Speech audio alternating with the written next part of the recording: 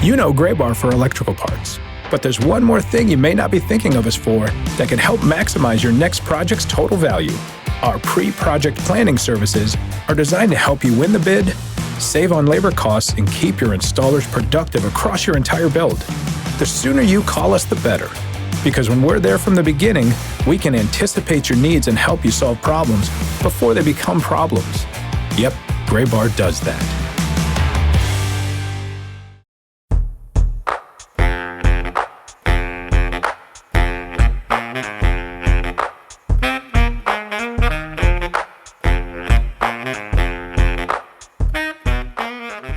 Latest episode of the Show Before the Show podcast, and happy Thanksgiving. It is hopefully a safe and happy travel day or week for you, or if you're hosting some loved ones on Thanksgiving, be safe in cooking and doing all the things you need to do to get things ready for your friends and family. And hey, if you're not hanging around with anybody this Thanksgiving, you can hang out with us, your three friendly neighborhood pals on the Show Before the Show podcast, as we welcome you into this week's holiday edition episode, the first, I guess, of the holiday editions. My name is Tyler Mon in New York City, Sam Dykstra and Benjamin Hill. Gents, how are you? Good. Yeah, it's good to be back. I was sorry I missed out last week, but it sounded like you guys had a great time. I did listen into that interview about the Rome rebrand. So that was a lot of fun to be a listener instead of a podcaster last week. Won't make a habit of it, I swear. I'm back for good.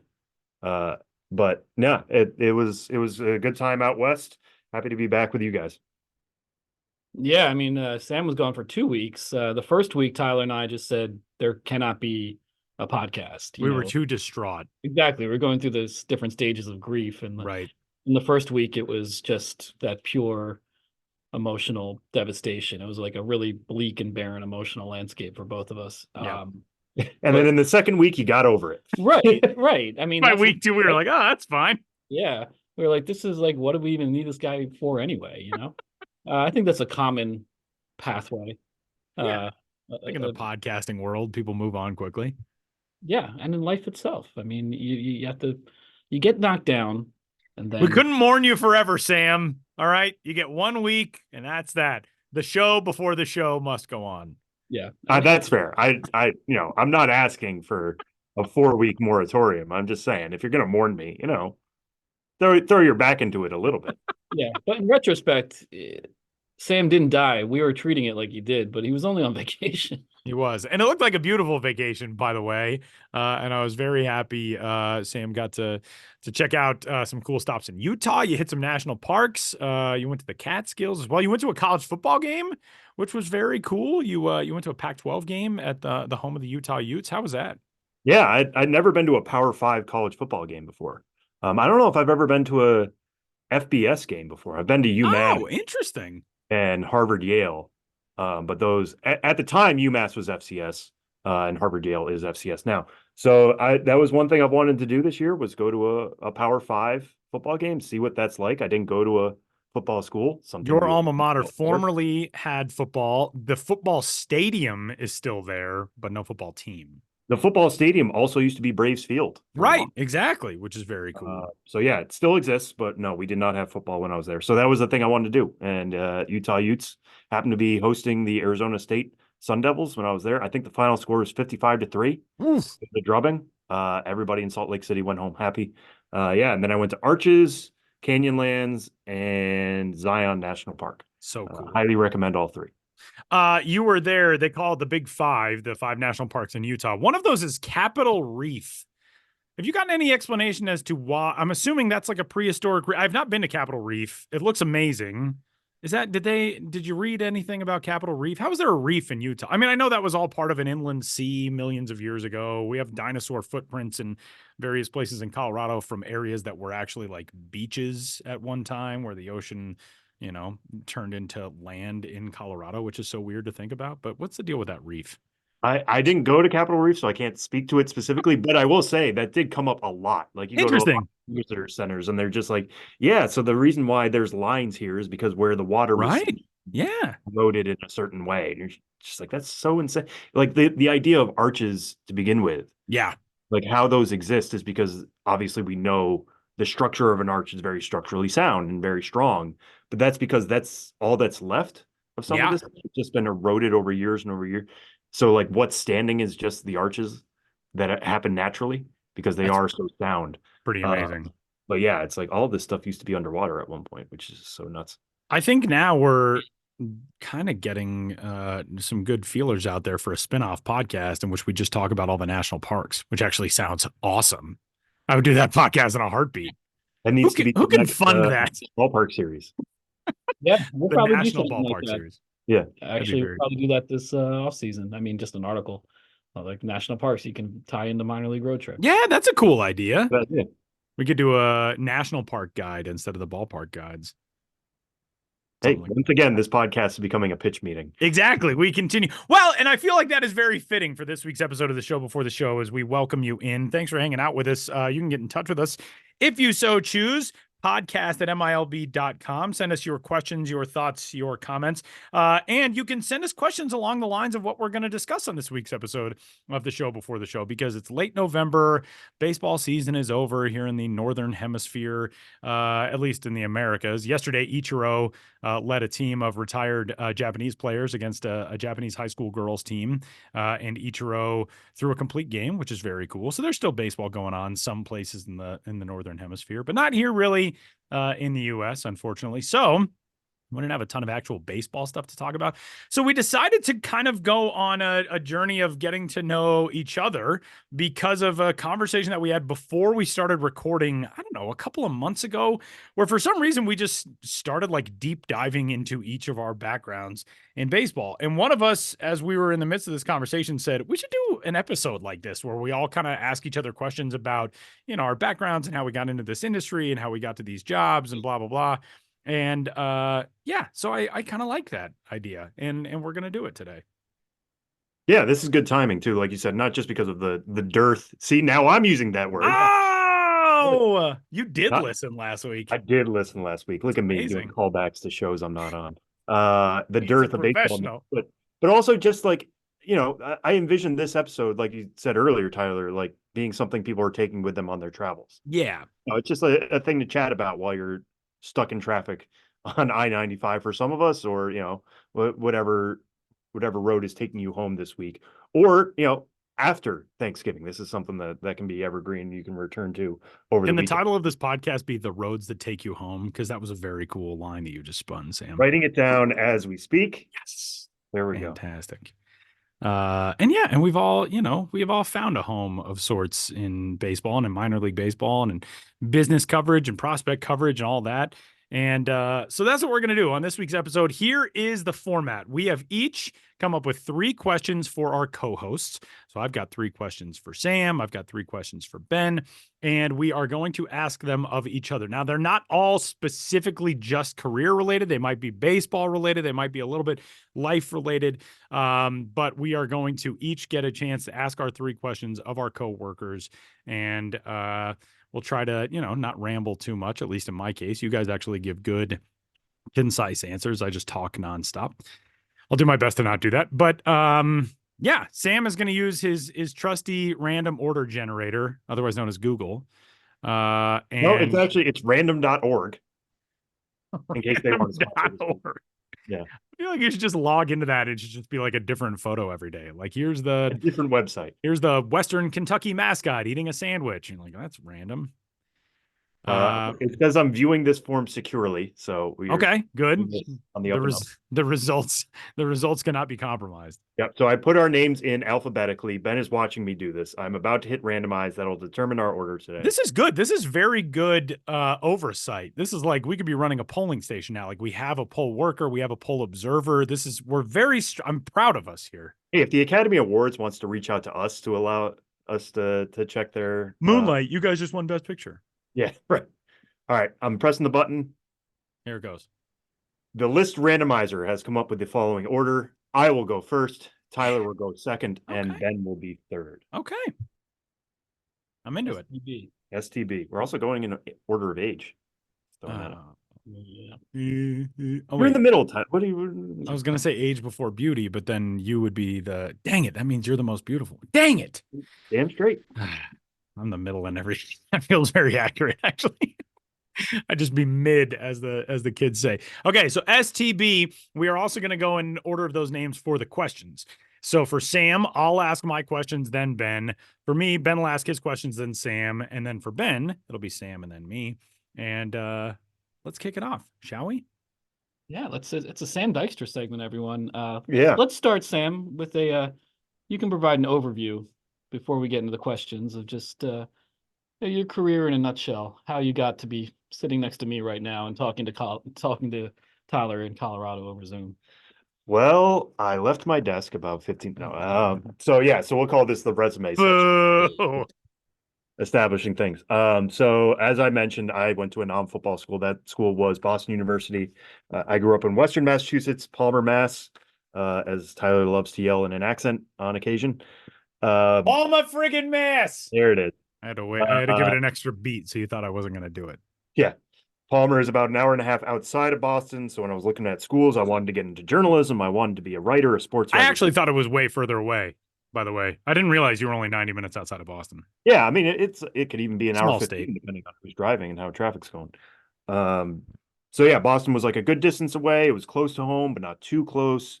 It was a step up for me as a city. You know, Palmer has 12,000 people, Boston a much bigger place.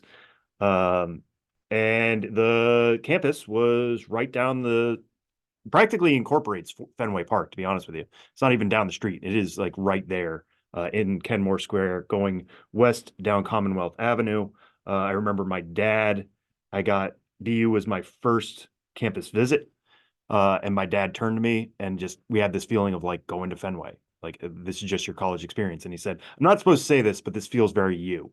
I'm like, you know what? That's kind of true. So I did end up going to BU, was there for 3.5 years, studied journalism, graduated with a journalism degree from the College of Communication. And while I was there, I interned at weei.com, which is the sports radio talk station, their website, which at the time, it still is this way, but at the time was very heavily invested in writing its own stuff. This wasn't just covering what was on the radio. This was beat writers going to games, all 4 major sports, college sports in Boston. So I interned there twice, 2 different summers, got to cover actual Red Sox games while I was there, which was a huge boon to my career.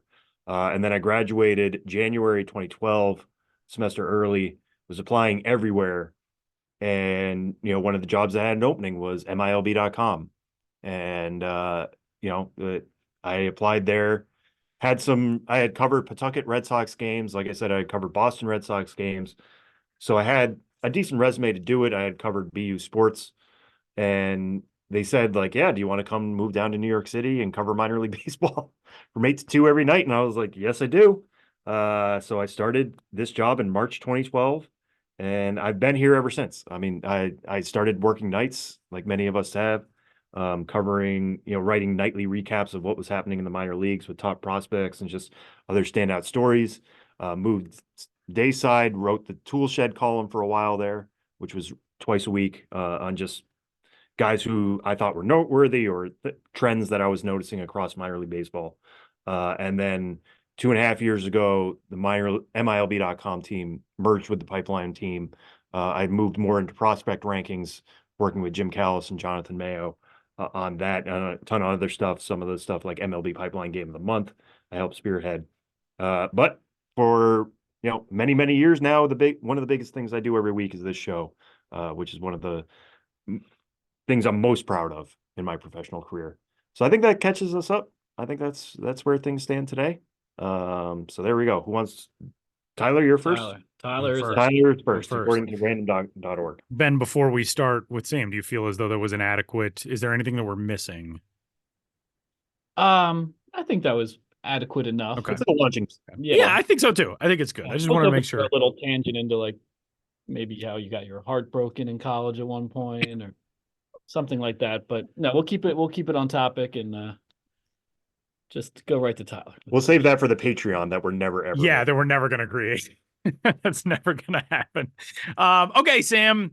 One of my favorite things about you, among all of my favorite things about you, of which there are many, is I love that you're one of those people like me, like Ben, like Josh, like so many of us, who you see a lot of the romance in baseball, whether it's history and records and all that type of stuff. What are some of your earliest memories? Obviously, growing up in Massachusetts and being a Red Sox fan, there is so much that you can reach to that is part of that romance and that history. But when do you remember really feeling like, oh, I'm hooked on that side of this sport? Yeah, I mean, there are a couple things that take me immediately to mind. I mean, like you said, growing up in New England, I mean, my dad grew up on Long Island, so he didn't have as many Red Sox specific stories, but my mom did. She grew up in Boston, just outside Boston for a while, then moved to Connecticut, but they were always Bostonians at heart, really. Uh, and like my grandma grew up in Maine and was telling me stories of like her brother, and I still have a picture of this actually.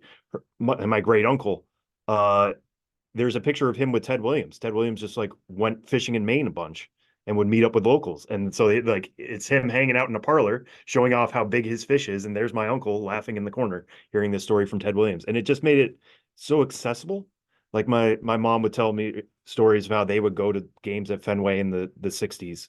And, Rico Petrocelli, Yaz, all those guys were just there. They were accessible. They were legends you could reach out and touch and get balls signed with. And then she had two sisters and they would go play with a signed ball in the yard. And I'm like, that could have paid for our college, technically, if you had kept that around.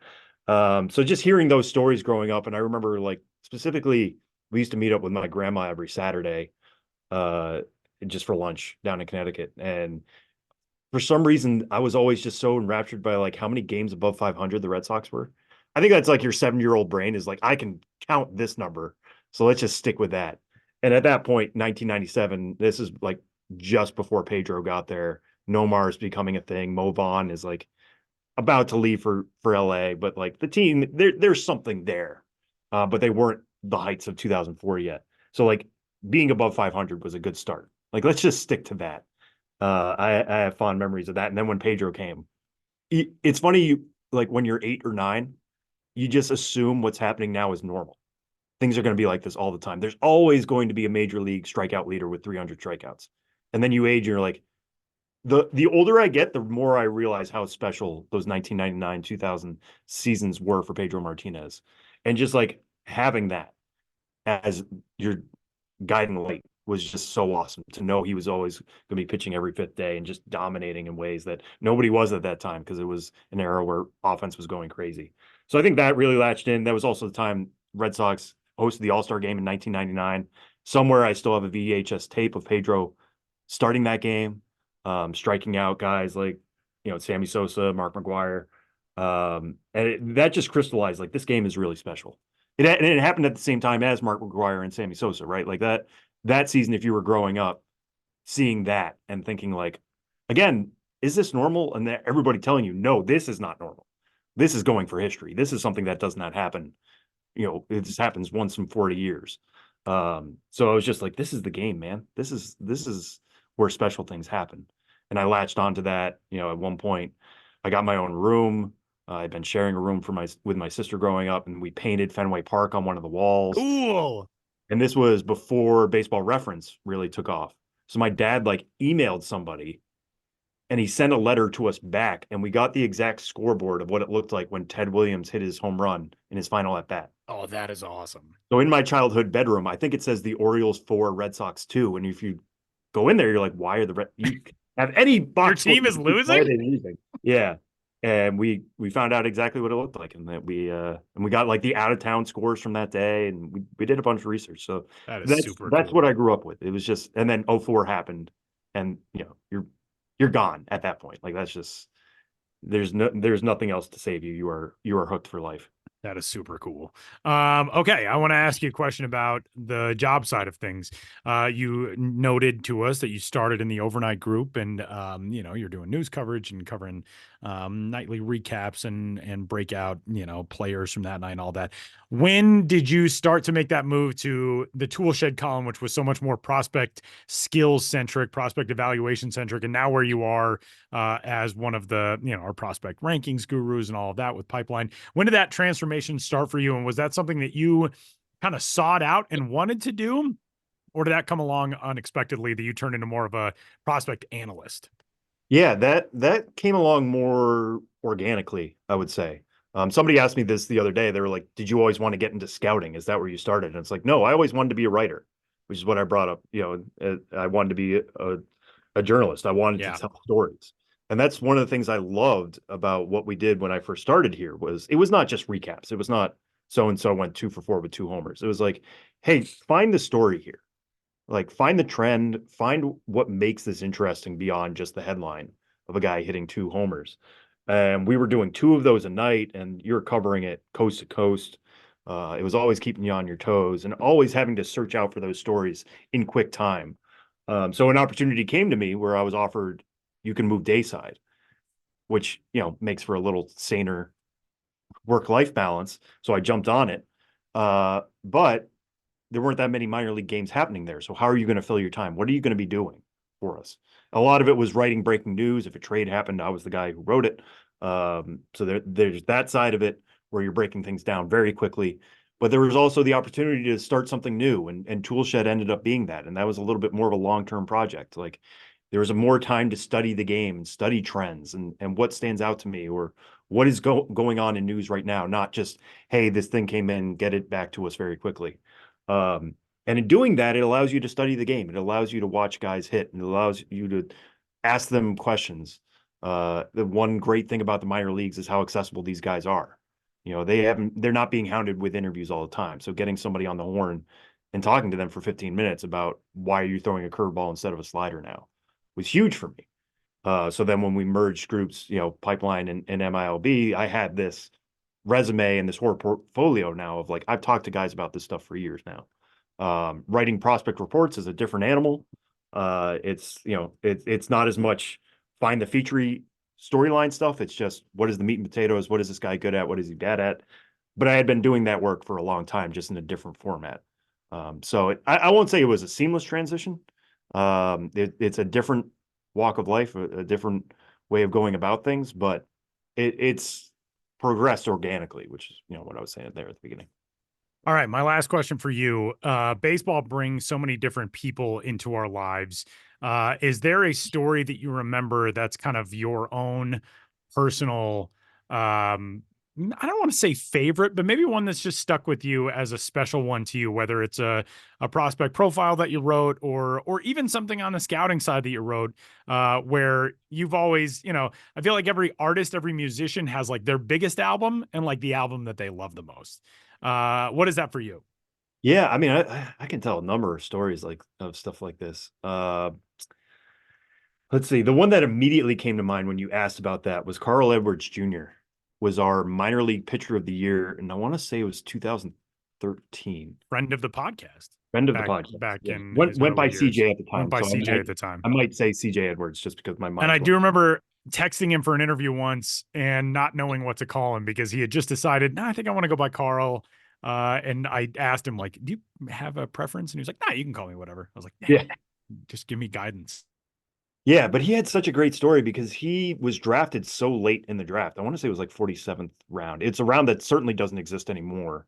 And he was just a find, as somebody who was like pitching in adult leagues on back lots. Like I think he was going to go to JUCO. Nobody expected much out of him, but they negotiated, do you want to go pro? And he's like, oh, who knows if this opportunity is ever going to come again? So sure, I'll jump on it. And was posting a sub-2 ERA, was known as the String Bean Slinger, which is one of the great nicknames. Incredible nickname. Never really shook that, but the fact that he made the majors is still stellar for where he was drafted. And just getting to tell that kind of origin story was really cool. And I think that's how I wrote the piece, was like, hey, this is the origin story of this guy. He put himself on the radar this year, and has a really good fastball for his size and a good breaking stuff. But this is not a common story. And getting him on the phone for a while to talk about that stuff, and him talking about pitching against adults, and like an umpire just going crazy with every strike he threw because nobody expected it. Even those guys on the field were surprised, and hearing stories about how scouts found him on those, adult leagues essentially, was really, really cool. So that's one thing that stands out. Another one was Jose Fernandez, sadly to look upon now, but he was another pitcher of the year for us. I think that was in 2012. And I wrote up a whole story and I couldn't get him. I was trying through the Marlins. I was trying to DM him. He had talked to us tons of times. He'd always been really good to us, unsurprisingly for anybody who knows Jose's personality. And just couldn't get him. So I got people around him. It was kind of like a Gay Talese, Frank Sinatra has a cold. Like, just talk to other people about Jose Fernandez, and they all had these really cool stories. One of which was, I think their pitching coordinator told me he had this orange glove, and I said, that's a little too flashy. If you're gonna wear it, you have to own it, and you have to pitch like it. And Jose's like, all right, I will. And again, pitcher of the year, became one of the phenoms. That's awesome. Untimely passing. But so I wrote that story. A few weeks later, I get a call from him. He's like, hey, sorry, I was in the Dominican Republic. I hadn't seen your message until now. What's up? I was like, oh, hey, Jose, you won an award. It's already been announced. We already wrote the story, but like, how are you doing? He's like, oh, really? What? This is awesome. And seeing who he became, and again, just the star he was, for him to just be like, yeah, let me call this guy back and just see what's up. So we talked for 20 minutes just about general stuff, what he was doing to prep for I never used it for anything.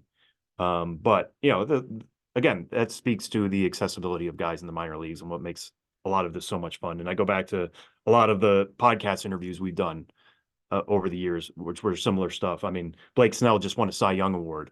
He was definitely a friend of the show and a friend of the site. It was always great at talking to us and giving us information and giving us good quotes. And, like Tyler Stevenson talking to us during the pandemic, and Josh Young talking to us during the pandemic twice because it didn't work out the first time with the recording. You stay in this job long enough and you're going to have stories on basically anybody who goes to who's in a baseball game.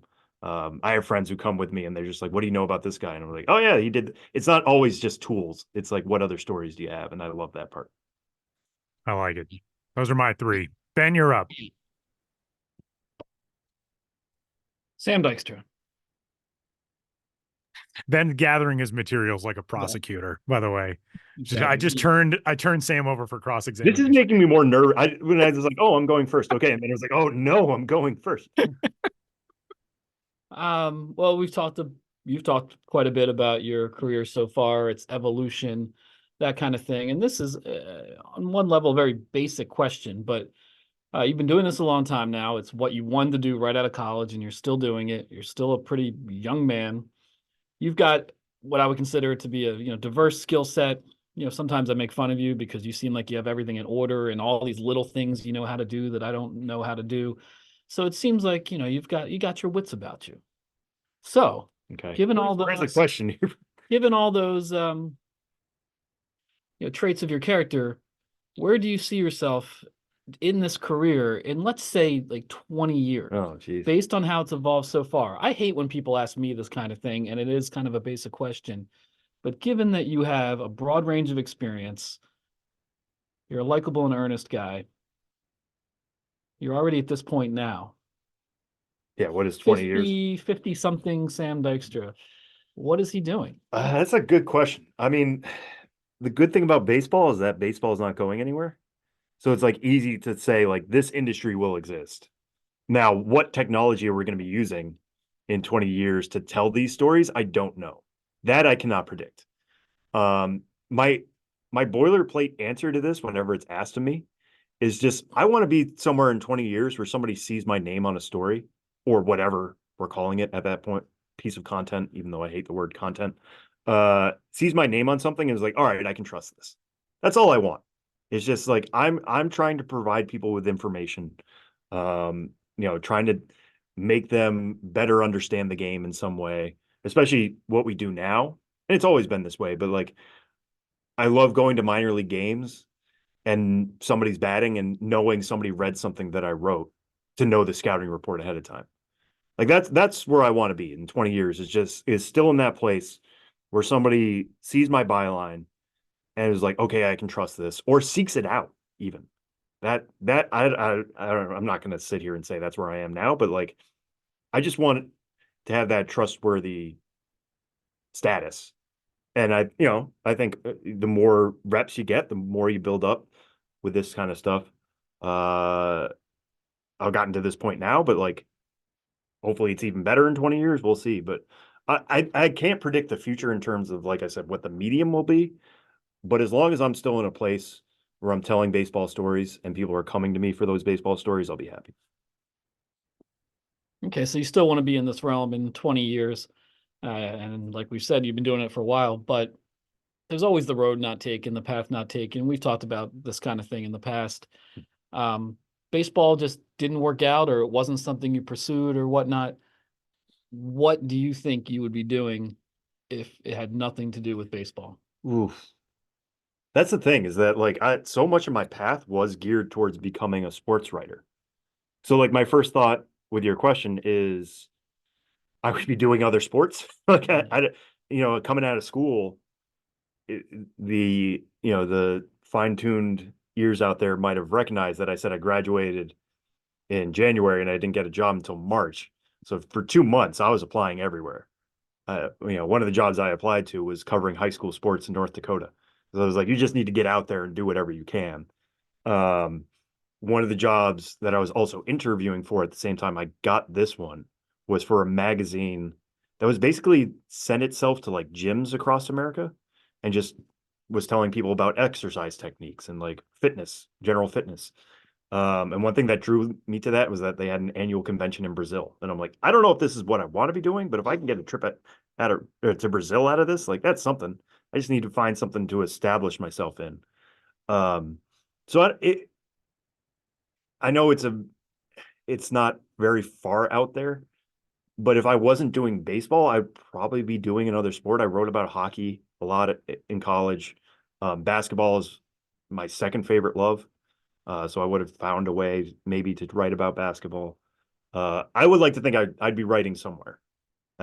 Like maybe there's an off chance I'm out teaching a history class somewhere too. Like that could have existed. I come from two teachers. I value education and passing that along to people. And in many ways, that is similar to what we do now. It's just reporting to a group of 20 every day.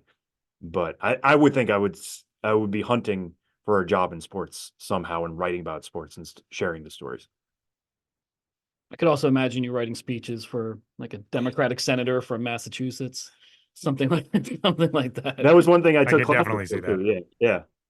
So who knows? There's infinite possibilities for us all. And you are a man of many interests. And this is again a cliche question, moving away from things professionally. And this is going to be kind of a first thought, best thought kind of thing, as opposed to endlessly qualifying and going back and forth. But the proverbial desert island. Maybe it's just a basement you can't escape from. I like desert island over basement to be Gonna clear. say, sounds way darker when you put it that way. Well, either way, you don't have access to much, but you get one movie, one book, and one record. Oh boy. I like this a lot. All right. I have movie and book immediately off the top of my head. And I guess I have album too. Movie is Inside Llewyn Davis by the Coen brothers. It's by far my favorite movie of all time. It's just, it hit me at a right time in moving to New York, telling the story of the folk scene in the village. Oscar Isaac is terrific in it. The music is great. I have the soundtrack, the CD in my car still to this day. Like in case my phone craps out, I have the CD at least, and I can be driving around to that. I know every word to that album. I sought out that album on vinyl for years to the point where it was a joke with some of my friends, and I finally got it in 2020 because I was like, this is going to become my thing. So that's my favorite movie. That's the movie I would bring. I could watch that all the time. Book, East of Eden by Steinbeck. It would either be that or Grapes of Wrath. Grapes of Wrath was what I wrote my college essay about, actually. But East of Eden is so rich in terms of the story it's telling. It's a long story. It has great characters. It's stealing a lot. I don't want to say stealing, but it's borrowing a lot from the Bible. I'm sure every time I read that, there's something else you're going to find, some other corollary. So East of Eden would be my book because it's a big one that would take some time. And then album, again, to play into sports writer stereotype, Born to Run by Bruce Springsteen. I listen to that thing all the time. And like, I saw Bruce this summer. I read his book this summer to prepare for the concert. It's so deep. It's so great. you realize the bangers that feel like they're cliche. Again, you find something new in them. If you really want to listen to, if you want to just coast listening to Born to Run, that's fine. You can totally do that. If you want to get deep into it, you can do that. It would get the right mix for me on a desert island. Sam Dykstra, everyone. Sam Dykstra. I Please like hold the that. applause till the end. Yeah, I hope people learn something about me, I guess, through that. I will say one thing about Bruce, because that is like a sports writer thing. Like, oh, every sports writer loves. I do. I'm like, I don't really have strong feelings one way or another about Bruce's music. I think it's perfectly fine. I do really admire him as a person, but he is one of those artists that I'm like, oh, I sort of wish that I was alive when he was coming onto the scene, because you put it very well. You listen to some of those songs, you think like, oh, they're so cliche, but it's because like they came out before you were born. So you've been hearing them as a backdrop to your life for your entire life. You don't know what it feels like to have heard that in 1980, whatever, when it came out for the first time. There are so many bands in human history that I feel that way about. Like the Beatles are that way to me too, where it's like you hear a Beatles song now and it's like, oh yeah, it's a Beatles song. But to hear it in a stage when it was revolutionary, I think would have been very cool. Yeah, I can only imagine hearing Jungle Land for the first time and just being like, oh, this song keeps going and it's just building and building and building and building. Yeah, it's funny what becomes cliche. And you think about like what's going to be cliche now that we're Yeah. hearing for the first time or seeing for the first time, and where things will stand 30 years down the road or 50 years down the road, to return to Ben's question. All right, so Tyler, you're up next. So I will start with the questions this time. The shoe's on the other foot. But Put give him everybody- first a Yeah, Tyler, you got to Oh, do yeah. remark. Yes. Opening remark. Yeah. an opening statement for the jury. Okay. Well, I am Tyler. I'm the friendly producer of this podcast from week to week. Yeah, I born and raised Denver, Colorado in the pre-major league era here. When I was born, we only had 2 major league franchises in this city, in the Broncos and Nuggets. Now we have 4, 5 if you count the MLS franchise, the Colorado Rapids. So this city, this area has grown a ton in my life. Born and raised here. I left for college. My freshman year, I went to Washington State University, small town outside of the university. And, I was 18 and homesick. And so I transferred a little bit closer to home. I went to the University of Nebraska in Lincoln, which is about a 6.5, 7-hour drive from here, which is funny because I know on the East Coast, that's close to home for you road trip wise, but that is like a manageable road trip. There's also not a lot between here and there. So the drive goes quickly, but graduated from there. It's funny, Sam, to hear you talk about when you graduated school and you were just applying for any and every job for a while. Cause I did the same thing, and I applied for a job, and I will never forget this, a play-by-play, like a high school athletics play-by-play and radio job in Anacortes, Washington. There's like a tiny town in Washington State. I remember applying for a broadcasting job with the Salem Kaiser Volcanoes when they were still around. Yeah, sort of the same deal. I graduated in May of 2007. I didn't get my first job until November, because I was a slacker. I did like a backpacking trip in Europe, and then I just bummed around going to Rockies games during the only good season in franchise history, which was fun. It was a good time to be an unemployed college graduate. But first job out of college was working for a sports radio station here. Play-by-play broadcasting has always been my goal. So got into sports talk radio first as a producer, and then I was a host of a morning news show, a sports news show. It's kind of like a morning radio sports center, which was very cool and something that was very unexpected to me to be doing at 23 years old, in a top 20 media market. And like Sam was saying, I got to cover a lot of big sports at a formative and young age in my career. So I covered the NFL and Major League Baseball and the NBA and the NHL. And that was amazing, being in locker rooms and being, in press boxes and all that. And you learn a ton. It was also a very bare bones, very poorly funded radio station. So it was basically me and one other guy who handled absolutely everything. We ran every show on the station. We hosted the morning drive and afternoon drive shows. He was a guy who gave a toast at my wedding a few weeks ago and has become my best friend over the last 16 years now since we met. And that really set me kind of on the right track. And it gave me a good resume to apply for my first play-by-play job, which I landed in 2009 as the then assistant radio voice of the Myrtle Beach Pelicans, who were the high A affiliate for Atlanta that year. I was brought back the following season as the lead radio guy. the off season after my second year there, I went to Australia. I helped launch the Australian Baseball League as the media director for the franchise in Sydney, which kind of got my foot in the door with international baseball. I went back to Myrtle Beach for one more year in 2011. 2012, I went to Altoona. I did a season as a radio broadcaster then. The minor league radio guy life is exhausting. And I was in a relationship at the time and ended up moving back to Denver at the end of 2012. The relationship didn't work, but I'm kind of grateful for it because it put me in a position where, I got some cool stuff that's come out of it. I've been doing international baseball stuff since 2015 now. I do University of Denver athletics. Yeah, I think that. Oh, and this job, this job would be a good one to note. So after moving back home in 2012, I worked at another radio station as a producer for 2013, and it really was just not the work that I wanted to do. So our good friend, the three of us, Dan Marinas, Dan and I had known each other for a while. He helped us convert our website over when I was with the Pelicans to being an official minor league site. And when I was with the Australian League, he was our liaison between the ABL and MLB Advanced Media at that time. And Dan, when the job came open that I ended up landing with MILB, he texted me about it and was like, hey, I feel like you'd be a really good fit for this if it's something you would be interested in. So essentially I applied for and got the same job that Sam started with, covering, news stuff overnight, and just kind of evolved from there. In 2015, we established this podcast, and that's been one of the really cool things, especially hearing from everybody who's listened over the years. That's been pretty amazing. And I guess I was the only dork who knew how to operate Adobe Audition. So they were like, all right, well, you can be the host and producer of it since you're the one who knows what you're doing, sort of.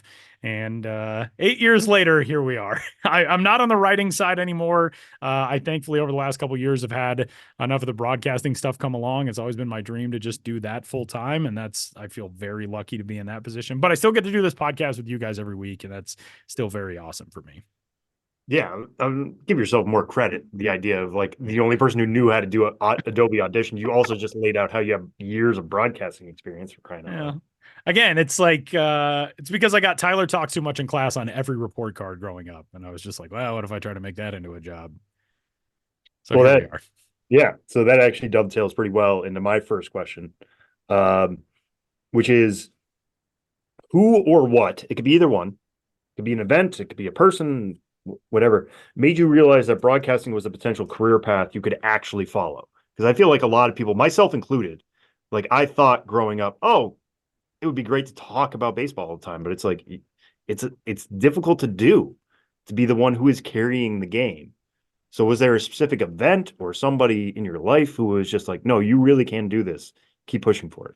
What's funny? I recently I came across a memory that really is this memory, but I haven't thought about it in so long that I don't remember who it was who said this to me. But I had a project in school. I think it was in 6th grade, and it was a teacher named Tim James. Mr. James, if you are tuned in, I always liked you, man. I hope you're doing well somewhere. You're a good dude. And I remember doing a project. It was a book report essentially. And I had read a book about sports, surprise, surprise. And as my creative idea for the project, I recorded a phony broadcast about the pivotal game in this book. And I remember getting the grade back, and it said great work, maybe a career path someday. And I was like, oh, yeah, that'd be kind of cool. And realizing I'm 11 and I already have a dad bod and I'm not athletically talented, probably not going to play a sport for a living. Why don't I try doing something like this? And yeah, I think that was what hooked me, was the going from, pretending to be broadcasting games on Nintendo or Super Nintendo or Sega Genesis or whatever to oh yeah, people do this and they get paid for it. That might be a cool thing that I should check out. And from then on, that was the only thing that I ever really wanted to do. All right. Well, that actually borrows from what my second question was going to be, which is, were you someone who would have running commentary when watching sports as a teen, or did that come later? Because I will do this. I did this growing up too. I would sit at home and be like, oh, you should bounce a curveball here. And then the announcer would say it right after. My parents would look at me like, what are you doing? Yeah. Were you somebody who was doing that when you were 5, watching a Nuggets game on TV, or is that something even in high school, you were like, I need to practice this now and sit in front of a recorder or something? Oh no, it weirdly did come along. My parents will tell stories about, like, we used to have Super Bowl parties when I was a kid. The Broncos went to, 3 Super Bowls in 4 years and got absolutely shellacked in all of them. But we would have Super Bowl parties at our house when I was a kid, and I guess I would just like wander around at like 4 or 5 years old, just like rattling off random stats to my parents' friends. And they were like, "Who is this? What is this kid doing?" But yeah, that was always the way I watched sports, was like I wanted to be involved in it. I didn't want to be just a spectator of it. And yeah, really for me, it was calling video games. Like I would I'd be playing Bill Walsh college football on Sega Genesis, and I would be broadcasting the games while I was playing them. And my dad still has a tape recorder in which a friend of mine named Brian Stauffer, Brian and I are calling a game on Tecmo Super Bowl, and this must be like 1990, 1991. And we're calling a game together on Tecmo Super Bowl, and I was like 5 years old. So I guess it's just something, I feel very lucky that it's something that I've always known that I really wanted to do, but it was almost never consciously a thing that I thought about. It was just like a part of me from when I started being interested in sports. So it's weird to not have like a moment that I can point to and be like, that's when I really got interested in it. I was always interested in it. There was a moment when I realized, like, oh, maybe I can do this for work. But yeah, it was always there even before that moment. All right. So these last 2 questions have looked in the past. I want to look a little bit in the future now. Been good enough at your job to call World Baseball Classic games, and like you said, a lot of international baseball and college hockey for a very good program there in Denver. But when you look forward to what your career will be, what do you want your signature moment to be? Whoa. Man, that is a great question. Right now, I think my signature moment is a call that I had in the World Baseball Classic in March, which was a home run for Yu Chang for Chinese Taipei. And it was a big momentum swinging home run. And there was a big story that had gone on with him. Initially, he wasn't going to play in the World Baseball Classic. He's right now the best Taiwanese position player on the affiliated side in the States. And it was a huge controversy. He was visited, I think, by the country's president or prime minister or something the day after he said that he wasn't going to play in the World Baseball Classic, and they essentially talked him into it. So it was this massive story nationally in Taiwan. And I called this big home run for him against the Netherlands. And I have a friend, Adam Wong, who's a pretty prominent baseball journalist in Taiwan, who texted me the next day and said, "Your voice is forever part of our national memory now." And that's the coolest thing any human being has ever said to me. And that, having that as a signature moment of my career is pretty damn cool. I don't know in the future what I want it to be. I think in my pursuit of this career, I've always thought, like, I want to be a team's guy. I want to be a fan base's guy. I want to be the soundtrack to people's summer barbecues, or to, I want to be a person who's lucky enough to be wearing a jacket in the TV or radio booth in October because you're calling playoff games. I want to have a fan base that identifies with my voice. And I don't know if that'll ever happen. And I don't know if that's the route ahead of me. A lot of jobs come up where you're doing more network stuff, or you're, kind of ping ponging around doing different sports and whatever. I would love to do all of those things too. But to have that identification where you share a team and you share the highs and lows with people, that's what I love about sports. And so I think that'd be pretty dang cool. If it was 14-year-old Tyler, I would say, like, oh, I want to call the Colorado Rockies winning a World Series. But now I'm realistic. And so some things don't come to fruition in life. And, but no, I mean, I think, yeah, being a teams person is, for all of you out there who are a teams person, you got something very cool going on, and you should be really proud of it. I don't know if that answered it, but that's what I'm sticking with. Yeah, I like it. Yeah, and couple of Sam's questions were not the same as mine necessarily, but had enough overlap. I've kind of quickly trying to scramble a little and, have some new topics. But you just talked about your signature moment, Tyler. But then there's also the inverse of that, especially in a profession like broadcasting, where you always have an audience and it's public facing. And Your mistakes or embarrassing moments aren't just going to be for you to internalize alone, but knowing like, oh, how many other people heard that? What is an example of something you said on air, or just a segment that did not go well, or just one of your most cringiest or just flat out embarrassing moments on the air where it was just like, I can't believe this is happening right now? Oh man.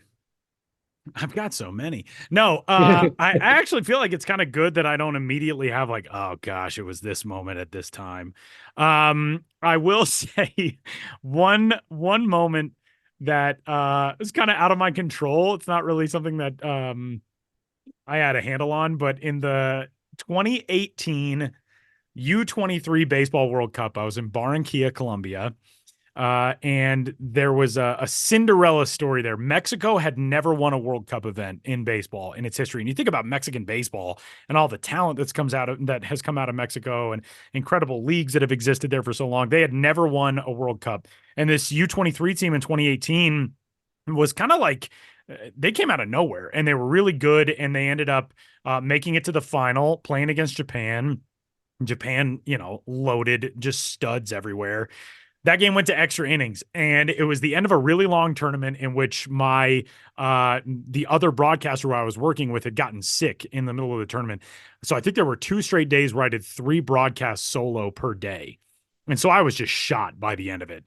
And the game goes to extra innings, of course, the World Championship game. And Mexico retook the lead in, I think, the top of the 10th, and they close it out in the bottom of the 10th, and there's a fly ball to right field. And as I'm yelling out, Mexico has won its first World Cup, my voice cracks. And in rewatching it, I don't think you can tell quite as much, but in my head, I was just like, this is these guys, this might be the highest of heights for these guys for the rest of their lives. And there's just some clown who's like, Mexico has won. Like I sounded like the pimply face kid from The Simpsons.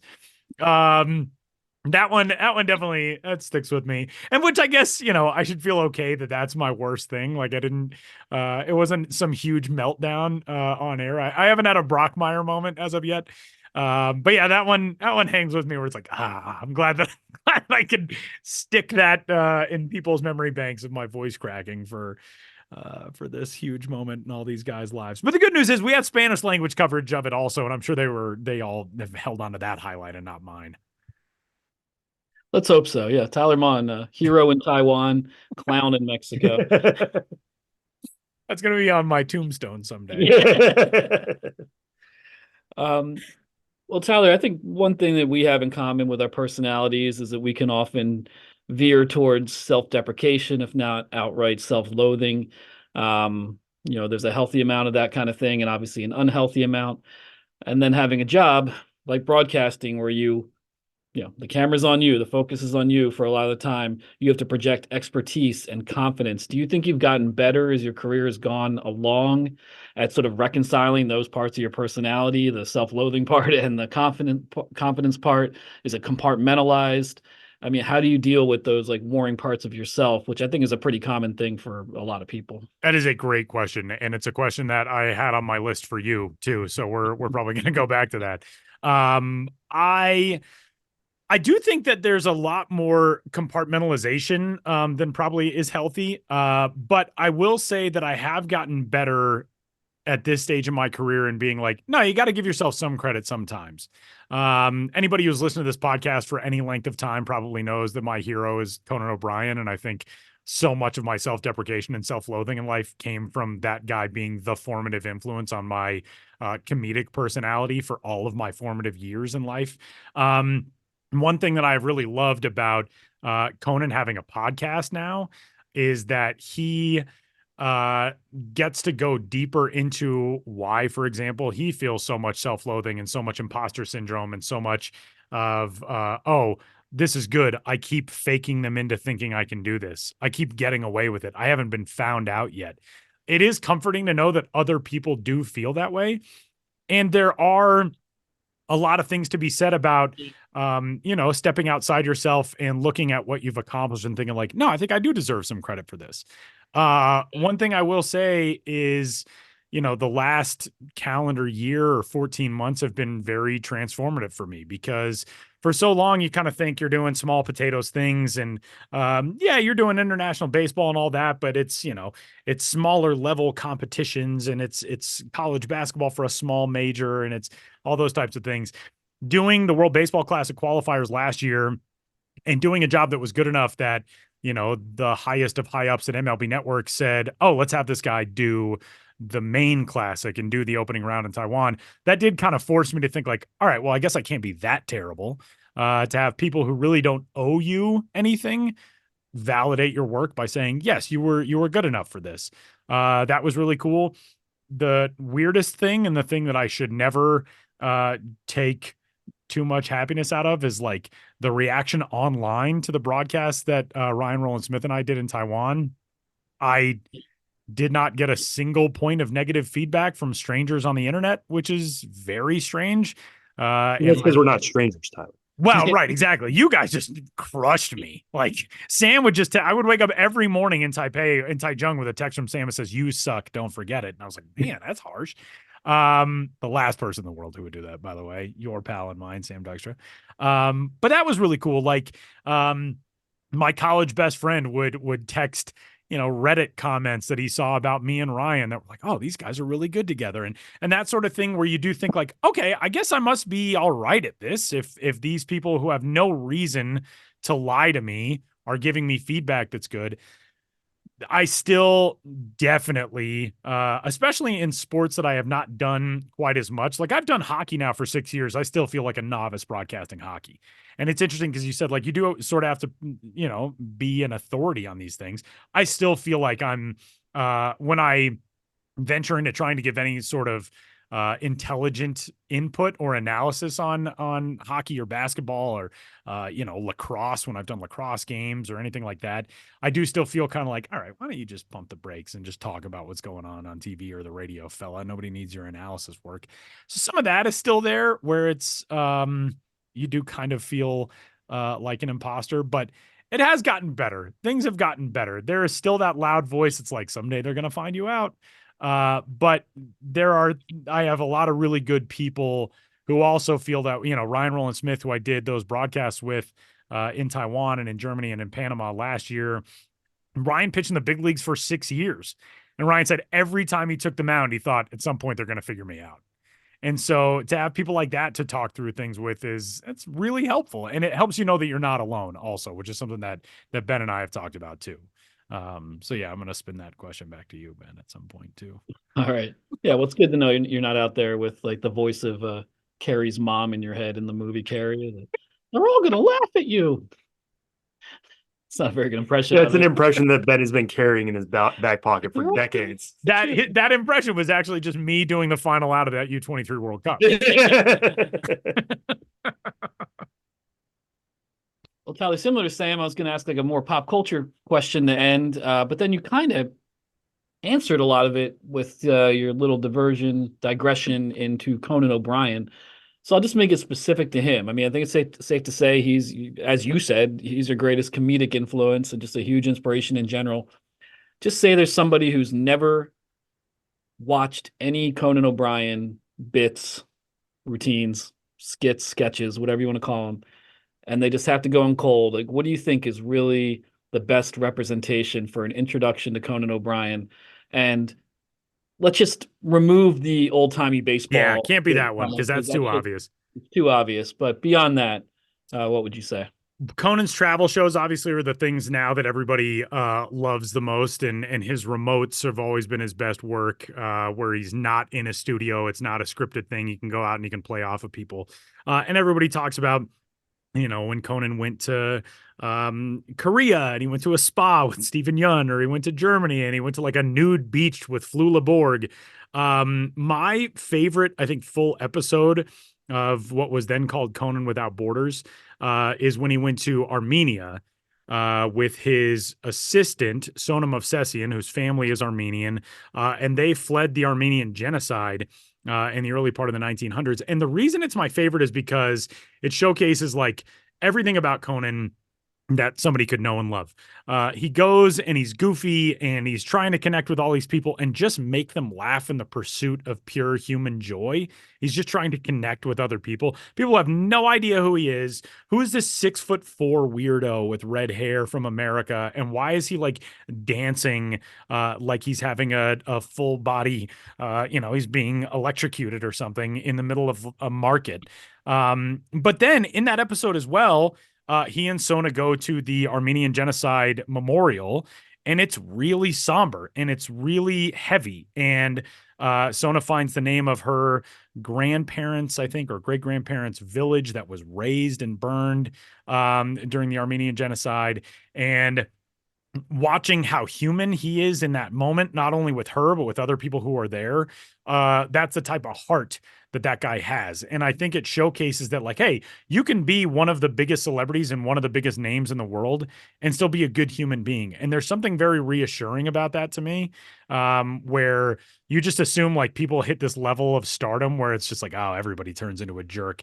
I don't think that is true for everybody necessarily. I think a lot of people do stay good people. I think if Bruce Springsteen were to walk into that room with you guys right now, I think it would be an incredible life-changing moment for you, because I think at heart, he's a good person who interacts with people in a good way. The same obviously cannot be said for all celebrities. I would say the same can't be said for most all celebrities, but I think there are a lot of good people out there who you look at and think, oh yeah, that's a guy who I think would be a friendly dude if you met him. I was having this conversation with my wife after Matthew Perry died. I just finished reading his memoir like an hour before we started recording today. I said, like, the highest grade, the highest compliment that I could give a celebrity is saying, I think if you would have met him, you would have been a nice guy. And that's what I think about Matthew Perry. Like, I think he was probably a nice guy if you came across him. And so that's, for me with Conan, it's like, oh, I think that's a good human being. I think he's a good father. I think he's a good friend. I think he's a good husband. And that's something to aspire to and to admire in life. So if you haven't seen the episode of Conan in Armenia, it's very cool. And I encourage you to check it out. All right, Ben, you're up. Yeah, hello, it's me, Ben Hill. Native of Cleveland, Ohio, but moved to Ambler, Pennsylvania when I was about 2 years old. Grew up a gigantic. I never knew that at all. Yeah. Wow. We're one sentence in, and that's a new fact about you I didn't know. You were born in Cleveland? Yeah, I was born in Cleveland in a hospital in Cleveland. I forget the name, but it's now defunct. We actually lived in a small town called Ravenna, which is closer to Akron. My dad went to grad school at Kent State at one point. I kind of forget the specifics about, I guess that's what brought them then to Ohio at the time. But then moved to Ambler, Pennsylvania, outside of the Philly suburbs. 1980. So I was too young it was August of 1980. So I was too young to take in, Philly's pennant race fever. But I think it helped for my parents. My mom, grew up mostly in Jersey, but had never really been a baseball fan. My dad, had some background in Ohio and Illinois, some in Jersey, but he wasn't really a Phillies fan, but they also didn't feel particularly a strong allegiance to any other team. So I think when we moved, it got them right into the Phillies, especially my dad. And I didn't need any encouragement. I was just obsessed with the Phillies from a very, very young age. Mike Schmidt, the first hero. I always wanted to work in baseball as a kid, mostly as a player. And then secondary, I just wanted to be like the next Harry Kalas and call Phillies games. But when I went to college, I never really pursued anything related to sports at all. I remained a baseball fan, but I went to the University of Pittsburgh, a state school that was already all the way across the state. So gave me a new perspective on things, and I was wondering what to do. And I had a communications degree. I was really mostly interested in like the media and media analysis, almost less writing and more trying to understand how the media works. And the inherent biases at play and that kind of thing. That's a topic I'm still really interested in, but neither here nor there. But how any of that would have translated to a job, I don't know. I was obsessed with college radio. Went through a series of directorships at our college radio station. Super into music, being a music fan, played drums a little bit. I'd say, in college into my early 20s, it was more music than baseball for me. But I had no real sense of what I wanted to do. I graduated college, and I liked living in Pittsburgh, so didn't know what to do. And I joined AmeriCorps, the Domestic Peace Corps, did a Pittsburgh-based program, worked at a charter school in downtown Pittsburgh, I was basically like a teaching assistant for like middle and high school English and social studies. And then I got an opportunity to move into New York City at the age of 23, which is its own long, convoluted story. But basically, my mom was getting remarried to a guy who had an apartment in New York City who had been living there for decades. It was rent controlled. So I just kind of had an opportunity to move to New York because my mom's soon to be husband had a place I could live. So as much as I like Pittsburgh, you know, the AmeriCorps was just a 10.5 month commitment. I didn't have anything really holding me down in Pittsburgh or anywhere. Always loved New York City. So I just went to New York City. Um, started working at UPS because that's where my stepdad worked, was briefly in the Teamsters Union, which is a surreal little fact that I now look back on. I'm like, what? You were in Teamsters Union, local 804? True story, though. Went back to education work. That eventually culminated in a full-time year as a teaching assistant at a third grade charter school, 2003, 2004 school year.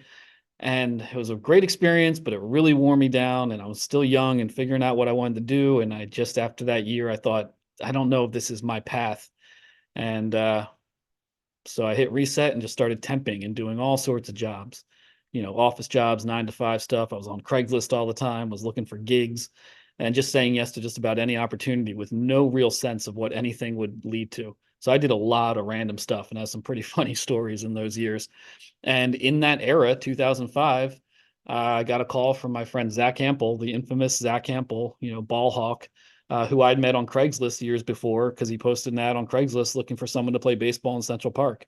So I became friends with him through a Craigslist ad, having no idea who he was or who he would become. But he called me, he was like, hey, and through his own connections, he got a job writing game recaps for minor league baseball's new website. And he's like, they need more people to write game recaps because in those early days of the website, and this was the very first year, 2005, they recapped every single game at night. Like someone would write a recap of every single game. So they needed Every single game? Yeah, that lasted for the next couple seasons until Holy someone cow. finally, and it was like kind of fulfilling the contract between MLB Advanced Media, which ran the website, and minor league baseball, then a separate entity. They had the And what do we have at the time? 160 teams? 160 teams. So you guys were churning out 80 recaps a night? Yeah, and almost none of them had quotes. It was just literally going by play-by-play and box score, play-by-play log and box score, Right. and just writing like so-and-so went 3 for 5 with 2 doubles and 3 RBIs as this team beat that team on Thursday night, whatever. Wow. So it was pretty easy for me to pick up, even though I had no journalism or sports journalism experience. I only got hired because they had no idea what they were doing in the first year of minor league baseball coverage. Zach Hampel's recommendation was enough. Not that he had much credentials in the company, but it was just like, hey, I know a guy. Sure, bring him in. It was just that kind of atmosphere then. And so at the time, I just looked at it as I looked at most things in my life, just something I would do until the next thing. Even though it was baseball and I'd always been a baseball fan, I don't remember ever thinking like, this is it, my big break. I just remember thinking like, cool, I'll do this until the season ends and then do something else. And so that was 2005. The season ended. And they just kind of kept us on with no real editorial plan in the off season. And so I just started coming in during days because I was like, if I have nothing to do, I'd rather work during the day than 8 p.m. to 2 a.m. And I was the only writer who chose to do that. And then I just found myself the lone writer in a room in the first off season in minor league baseball.com history. And that's how I learned about a little bit more about the other side of the game. I remember writing the State College Spikes story when they announced their team name. That was like the first thing of that kind I ever did. And then I became the daytime writer and writing all the game recaps for day games in 2006. And then on top of that, would just do anything else anyone asked. One of the things I was asked to do was a promo column and promo preview, 10 promos coming up this week. And I just loved that immediately because I could research it. I didn't have to write in a dry, just the facts sports writing style. I could make jokes and pop culture references.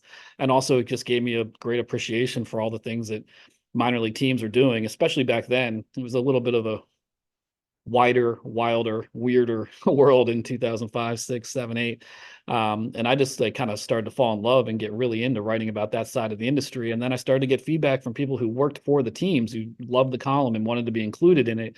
Because unbeknownst to me, while I'm just making jokes, there had never been real-time coverage of what teams were doing on that end ever. There had never been a minor league baseball website. There had never been anything like that, that where teams could learn what other teams are doing in real time or close to real time throughout the season.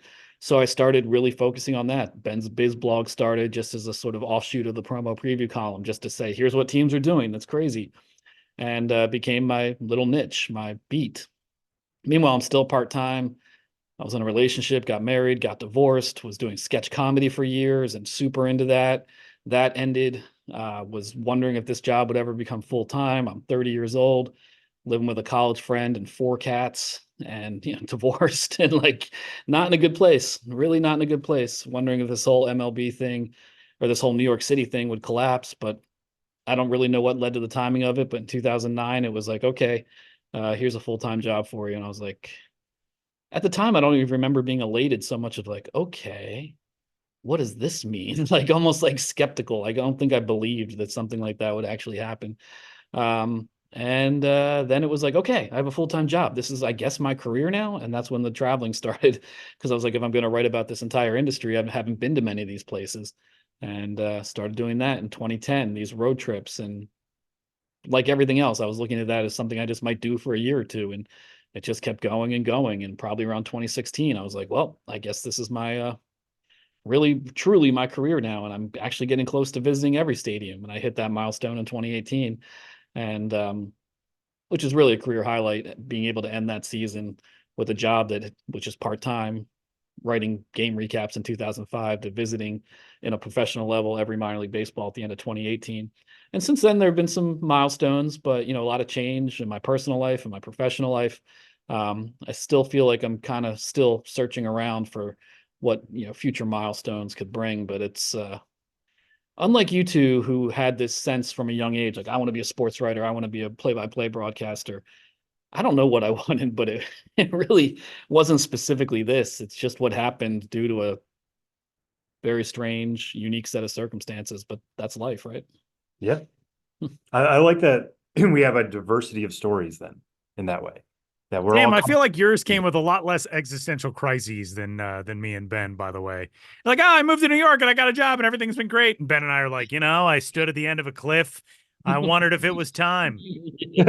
Listen, man, I didn't say this during my resume portion because I didn't realize we were going through everything. I was walking dogs in 2012. Yeah, like, you there's a have lot told of me time that to story. think. Yeah. So yeah, my resume, it went a little longer than I thought, but once I started riffing, it just was, no, it was good. Tyler, do I go first or do you go first here? I have no preference, so I don't either. I'm going first. You went first No, I went first for you. Yeah, I don't care. You go first. You Okay, look I'll like go first. ready to... Okay. Yeah. All right, Ben. Since you are the most well-traveled among us as a minor league scribe and the man who has visited every minor league ballpark, this is such a basic and dumb question, but I'm going to spin it in a way that hopefully makes it unique and something that you can pin down. I want your favorite memory from a road trip, but it doesn't have to be like, oh yeah, in 2011, I was interviewing this guy at this park and that was cool. It could be like, this was the record store that I wandered into in this town and I had an amazing interaction. Or I was driving down a highway in a rainstorm outside of Mobile and this happened and I felt really cool about life. What's like a memory from, especially if it dates back to some of those earlier trips when you were establishing the cult of Ben's Biz, of which I was a proud member in my MILB radio guide days. I want to hear a good one. That's a great question, because there's so many of those little moments. I almost wish I had them written down. The stuff that's not really part of official coverage, but you're just in a certain restaurant, or even just the wording on a certain billboard hits you the right way. And you're like, this is just amazing. I love soaking all this in. I remember my first trip to the Pacific Northwest in 2012, I want to say. I forget the exact route, but I had a day off, I think based on schedules, when I was going to end in Vancouver. And I guess I was in maybe the Portland area before that, Hillsboro. It's all a little vague with the exact itinerary. But I wanted to go to Crater Lake because I've seen pictures and it's beautiful. I don't remember too much about it, except it's just absolutely jaw dropping. It is like a lake that's in a massive crater. So I was like, that'd be great. I'm going to get up the next morning, and before I have to work my way to Vancouver or wherever, I'm going to go to Crater Lake. So I'm just driving. I don't have any, reservation for a hotel room. I end up in a town called Klamath Falls. I think that's how you say it. Klamath Falls, Klamath. I think that's what it is. And I'm like, well, here's as good a place as any to sleep. And pull into this little like roadside motel.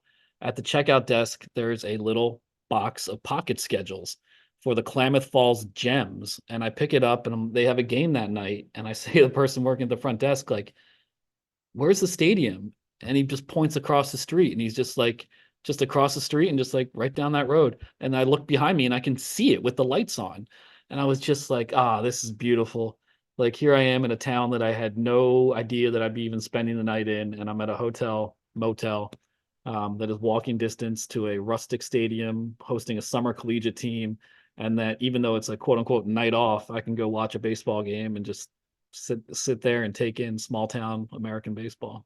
That is really cool. And it's one of those things that always reminds me. I worked with so many people in baseball, and I'm sure you guys are the same way. I never reached the point working in baseball or working in sports where I thought the last thing I want to do on a day off is go to a baseball game. That's still more days than not. That's the first thing I want to do on a day off is still go to a baseball game. And that I feel like is a very good sign about where you are in life and where you are in work. All right, then now I have to ask you kind of the same question that you asked me. You and I have always connected on sort of our shared sense of self-deprecation / self-loathing. And I think also we're both stuck constantly by like just the concept of our own existence and how we fit into the world around us and our own worlds and what it all means and what happens after we die and all those things. I'm not going to ask you for what happens after we die, although if you know, I would be very interested to hear. No, also. I do know, and trust me, you don't want to. But how have you learned how to balance that stuff too? Because for both of us, it seeps out in the podcast sometimes. And I know it's a thing that we've talked about a lot, in person and on the calls before we start recording and all that. How have you learned how to balance all of that with the reality? And I'll say this for you, the reality that you are a beloved, if not the most beloved minor league baseball writer out there, but kind of the struggle of, all right, am I doing this enough? Am I doing it right? Is my work making a difference? Is it making an impact? Yeah, I struggle with that on a whole lot of levels. Often just with the job itself of just like, man, this is kind of cool, but at the end of the day, you're just writing minor league baseball. How important can it be? So much happening in the world, and you're just writing about minor league baseball again. So a lot of the self-loathing comes into play with that regard, and then combined with because my job had no template and I didn't really know what I was doing. I've always struggled with like, am I just someone who goes and documents it, or am I kind of part of the show itself, especially in the early days with like, I'll be in this between inning contest, I'll spend an inning on the radio, I'll do the PA announcements, I'll do this, I'll do that. And I always struggled with like how to present myself because I couldn't stand to look or watch or listen to any of it. And that's still kind of a struggle for me is what am I doing when I do this job? How much is me and how much am I just kind of silent and presenting other things? I think my instinct in a lot of cases is to take a step back and just be someone who presents material showcasing others because it's not my personality. At the same time, to make a career, especially one that's improbable and not planned for, you do have to put yourself out there. So for a lot of years, I just couldn't deal with the thought of myself out there in a lot of cases. And I, like you said, Tyler, imposter syndrome. And it always felt like, the jig is up. This will be the moment when this whole thing comes crashing down because it makes no sense that I do it anyway, and I don't deserve it. And I'm one of those people who looks back at the work I've done in the past, and 9 times out of 10, I think it sucks. And I can't believe that anyone liked it in the first place and all those sort of things. But again, similar to what you said, Tyler, I think as I got older, and it's good, you don't want friends or girlfriends, fiancés, wives, but the people in your life, you don't want them just to say nice things for the sake of nice things. But when you have someone who cares about you and says things that you can tell they mean and that it helps you look at yourself a little bit outside yourself, I think is pretty important. And I need that quite a bit, not just, oh, tell me how great I am for my ego, but when friends and people close to me can say like, no, like, this is who you are. This is why you have value. This is why people like it. I think that can be really helpful and something I can carry with me for at least another few minutes before it comes crashing down again. But you know, I think I am better at looking at myself as someone who is earned a right to be where I am and who does work that is worthy of respect and recognition.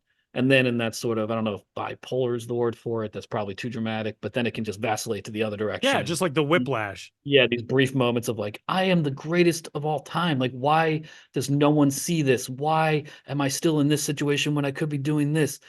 Like me, I'm the best, and then you just have to find this middle ground of daily confidence, but a little bit more grounded in reality and concrete steps you can take to get wherever you want to go next. I like that answer. I think it's a very good answer. And again, speaking as a proud longtime member of the Ben's Biz cult, your work has long had a pretty amazing value to a ton of people. I know I've mentioned this a lot throughout my time on the show, but my favorite thing to do when I didn't want to do work or when I didn't have work to do when I was working for a minor league team was just read the Ben's Biz blog, which I would do constantly. It was always full of like fun links that I got to click on and like cool pictures and this album that you bought and this thing that you ate and this weird uniform thing that you came across and this logo. And those, it's still to this day is one of the things that I loved about being in a minor league front office setting every day. Okay, here's my last question. And I think it's the biggest one that I've asked either of you, but it's because you're at a stage in life that Sam and I have not yet reached. How has being a father changed your perspective on your work, the travel, obviously, that you do? Harry's at home, you're on the road away from him. I would imagine it feels a whole lot different than what it was this time 5-10 years ago. Even I'm not a father, but I'm married now for almost 2 months. And I have found that my first couple basketball road trips of the year, I've thought like, I kind of want to be home with Beth. What's that been like for you? Yeah, a big change, obviously. And, for me, one of the benefits, even though it had some downfalls at the time, I was single when this job became full-time and single through the vast majority of the next decade. And it really did help me professionally because I could just go within budget and within reason, but I could go wherever I wanted, both professionally as well as just living in New York City as a single person. And I just had so much freedom to do basically whatever I wanted. And that led to some, bad behaviors and bad habits, but also that freedom allowed me to just spend as much time as I needed to making this whole Ben's Biz thing a thing. But also I found it hard to turn it off because there maybe wasn't quite enough going on in the rest of my life to just escape from it. So becoming a dad, Harry was born in February 2021, which was just a strange time in general with the MLB taking over the minor leagues and everyone still coming out of COVID and everything. So there's just an adjustment for everyone at that period of time. But then for me, I quickly realized like with travel, I couldn't go to as many places as I used to go. Jill, my fiance, we will get married sometime in 2024.